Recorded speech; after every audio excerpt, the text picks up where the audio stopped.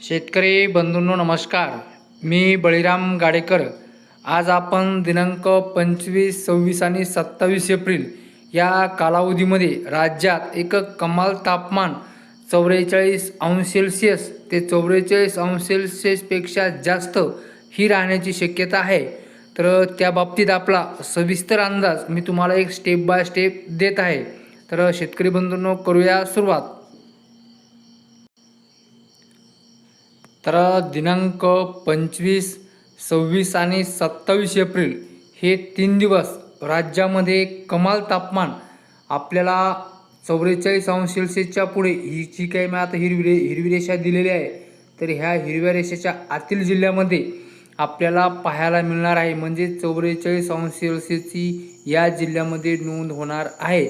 आणि 44°पेक्षा जास्तही 45-46°, ही सुद्धा काही जिल्ह्यामध्ये त्या तापमानाची नोंद होणार आहे. ते कमाल तापमान दिवसाचे. आणि रात्रीचे जे किमान तापमान आहे तर हे 32°C राहणार आहे ते.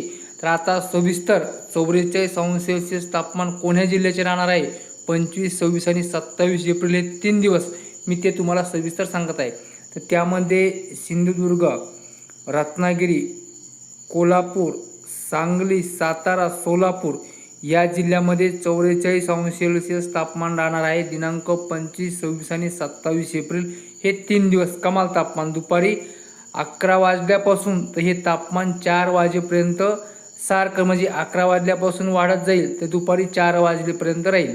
त्यानंतर इकडे धाराशिव, लातूर, नांदेड, हिंगोली, परभणी, बीड, जालना, छत्रपती संभाजीनगर, तसेच बुलढाणा, जळगाव, धुळे, नंदुरबार, पालघर, ठाणे, रायगड या जिल्ह्यामध्ये सुद्धा एक 44°C दिवसाचे कमाल तापमान राहणार आहे. आणि रात्रीचे किमान तापमान 32°C एवढे राहणार आहे. त्यानंतर 44°C पुढे म्हणजे 45-46° तापमानाची नोंद नाशिक, तसेच अहिल्यानगर, पुणे या जिल्ह्यामध्ये सुद्धा होणार आहे. त्यानंतर 44°C पेक्षा मागे म्हणजेच 42° तापमान इकडे गडचिरोली, गोंदिया, भंडारा, नागपूर,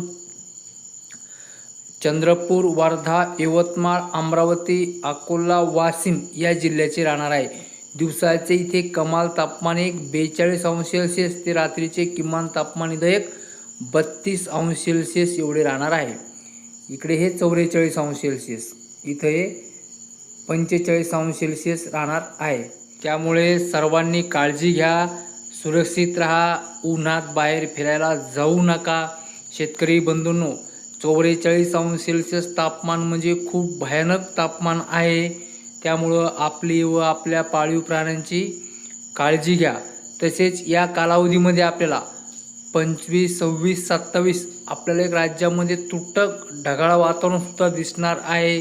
कुठंतरी एक दुपारनंतर आणि संध्याकाळच्या टायमाला एक स्थानिक जर ढग जमा झाले तर थोडेफार शितुळेसुद्धा आपल्याला झालेले दिसेल. ते शितुळे मात्र सगळीकडे नाही. तर ते शितुळे कुठे होईल एक थोडक्यात सांगतो तुम्हाला. तर ते शितुळे होण्याची शक्यता ही जी की आता हिरव्या रेषा दिली का म्या, तर ह्या हिरव्या रेषेच्या आतील जिल्ह्यामध्ये एक मोजक्या ठिकाणी, 1-2 ठिकाणी, सगळीकडे नाही. नुसतं तुटक ढगाळ वातावरण मात्र आपल्याला दुपारनंतर सगळीकडे दिसेल.